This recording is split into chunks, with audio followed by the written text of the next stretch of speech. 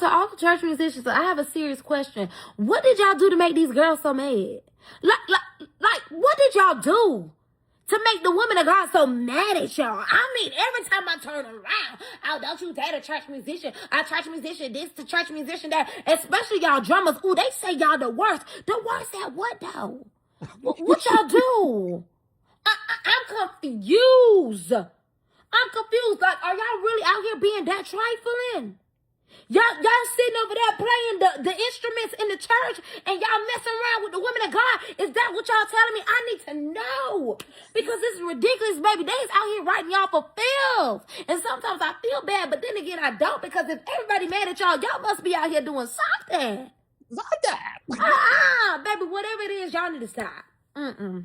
Y'all need to stop. We can't have this much discord and contention in the church. Y'all gotta stop it.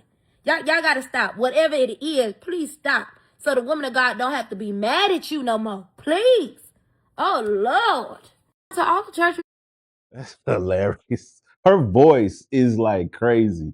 She really sounds like one of them church mothers that just be out here going in or what have you. I think I did a video on this last week where we talked to the church musicians or whatever, and I'm like, I have the honest question: are you guys still out here wilding like that?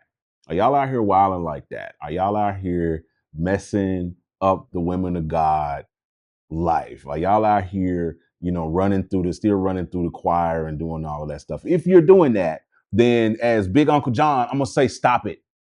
Stop it. Stop doing that.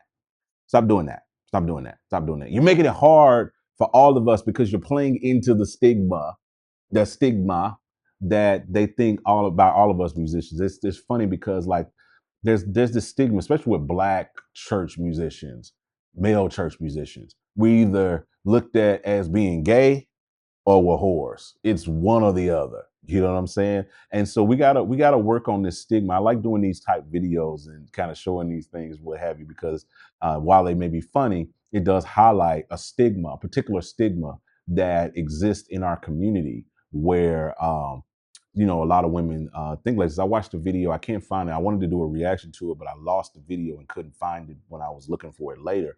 But I saw a video the other day where it was a musician that was saying how like, yo, like when I started a brand new church, he said, there's already 10 things that people think they know about me before, as soon as I walk in the door. And they don't know anything about me, but they assume all of these things about me just because I'm a musician. They're going to assume that I'm either gay, and if I'm not gay, they're going to assume that I'm a whore, that I'm sleeping around, or I'm planning on sleeping around, I'm cheating around, I'm doing all of that. They're going to assume that I'm only here for the money. They're going to assume, and he went down and listed like 10 things that people make assumptions about just by seeing you in the building. And then he did the cross reference of, but the actuality is that have been faithful to my wife for X amount of years, and I'm this and I'm that, and I got other jobs, and this ain't for money. Like, that's the thing that we have to work on in our community, so that these things, as the scripture says, should not be named amongst should be named amongst all of us. We should be practicing to do better, you know what I'm saying, to improve this stigma so that, this isn't on us or what have you. I tell my story all the time here on the channel. I've been married for 20 years to one woman. We have 6 kids. I've never cheated on her, never stepped out on her, never did any of those things like that. We dated for 3 years. I want y'all to hear me with both your ears. We dated for 3 years, boys and girls, 3 years, and we never had sex. Doesn't mean we were virgins when we got married, because we weren't. We had both kind of did our thing. And when we met each other, we said, you know what? We're going to do this the right way. We're going to do this God's way. What you are seeing in my life is the fruit of that righteousness, the fruit of doing things the right way, doing the things the way God intended for us to do it. My children, I'd be here all day telling you about the exploit. I am the dumbest person in my house. Like, my children are way more, excelling in things in life that just blow my mind at a young age. You know what I'm saying? That just blows my mind at how gifted they all are. You know what I'm saying? And not only that, just my life in general has been a complete blessing. And I've seen the fruit of righteousness literally, as David said, the goodness and mercy has followed me all the days of my life. You know, it really has. It doesn't mean I hadn't had any hard times, I hadn't had any problems, any issues. It's all peaches and cream here. No, that doesn't. That's not what I'm saying. I'm saying that the righteousness seed that I put in the ground in early in my life, I am reaping the benefits of that righteous seed that I sowed with God. You know, I'm not talking about like with my women, with my wife and all that. I'm talking about like the seed that we put in the ground of righteousness that says we're going to do this God's way. We're going to raise our children God's way. We're going to have our marriage and handle our marriage God's way. And I don't know why I did often, and I hope somebody needs to hear that. Somebody really needs to understand that you clicked on this video for one reason, and maybe this is the value that you needed to get. Is that as a young person, especially if you're young in this game, like you don't want to get to your 40s, your 50s, and you got all of this baggage. You got this trail of your body count is just way up there, and you got all this damage that you left along the way. You're going to regret it. I know so many men, so many musicians that I know that are here in this life, and they've got a trail of damage. They're gifted, they're talented, they're skilled, they're good at what they do. They can shut down whole rooms when they play. They can command the attention of anybody, but they lived riotously. They yielded to all of their temptation. Any temptation that presented itself, they yielded to it. You know what I'm saying? So uh, protect yourself. Me and my wife, we set ourselves up. We didn't set ourselves up to fail. We set ourselves up to succeed. We set boundaries. And I suggest that you do that as much as humanly possible. Set those boundaries in your life.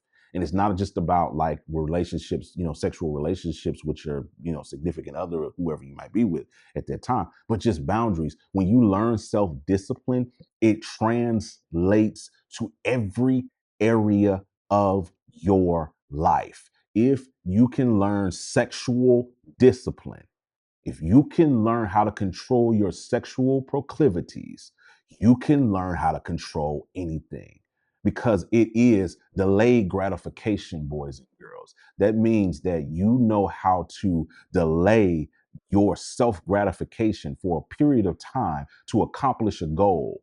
You know what I mean? So because I learned how to not have sex with my wife until she became my wife, and I delayed that gratification for 3 years. Hardest 3 years of my life. Hear me. It was hard.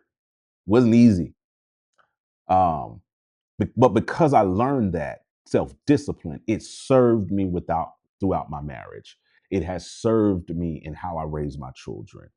You know what I mean? It set a precedence for them to walk in.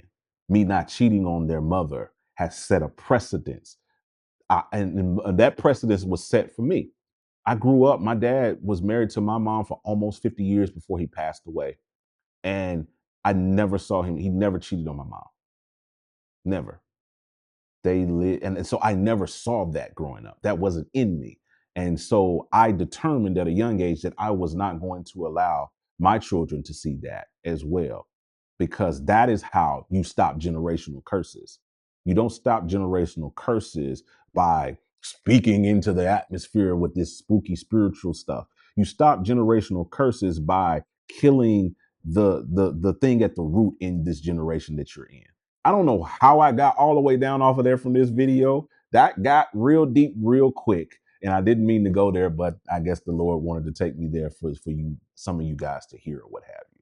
But I think we need to like really, really work on this stigma. I really want for us. I do these type of videos. I highlight these type of videos because I want to keep planting the seed of righteousness in the minds of musicians, of people, that this is not okay. Even if you're not Christian, even if that's not what you ascribe to, you know what I mean? That's still not a good practice to do. You still don't need to be like hoeing around for all of your life, because you're gonna regret it when you get to your 40s and your 50s, and all you got is a trail of damage in your path. So let this be a space. And even if you fail, I want to give some salve on the wounds. If you're listening to this and you're like, yo, man, I messed it up. It's been crazy. I had problems. I tricked off in my 20s, and I did. Listen, you still got time to like turn it around. You still just like, as long as you got breath in your lungs, you know what I mean? Feet to walk, a mind to think. You can wake up today, start today living a righteous life, living a life that is conducive to that. You know what I mean? That is indicative of that. And that let this be an encouragement and not a discouragement. Don't run away from it. That's not what men do. Men don't run away from responsibility or accountability. They run towards it. And that is what my dissertation is to anyone watching this. Run towards that accountability. Take accountability for your actions. Take accountability for the things that you did wrong with your wife, with your children, with your brother, with your sister, with your mother. Take that accountability. You know what I'm saying? Take that accountability and face it head on and build from here. That's how you do it. I don't know how this video got all deep like that, but yo, praise the Lord.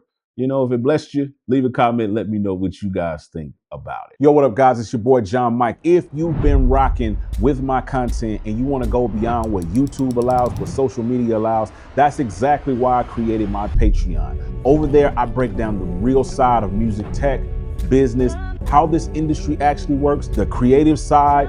I'm talking exclusive podcasts with your favorite creators. And there's 3 ways that you can join. There's a support tier that starts at just $5 a month. That's for people who just want to support my work and get early access to the content that I create. The Creator Plus tier goes deeper into the tools, the workflows, the plugins, everything that I use to create and scale out my content. And then there's the Business Plus tier. This is where we talk strategy, monetization, ownership, all of the things that I do to make money, how I scaled a 7-figure company, how you can do it too, asking questions, all of the crazy things that you want to know about how to build a sustainable, real career in music. So if you're really ready to take this to the next level and grow your creative business this year, then please join me over there at Patreon. The link is down below. I'll talk to you guys over there. Let's get it.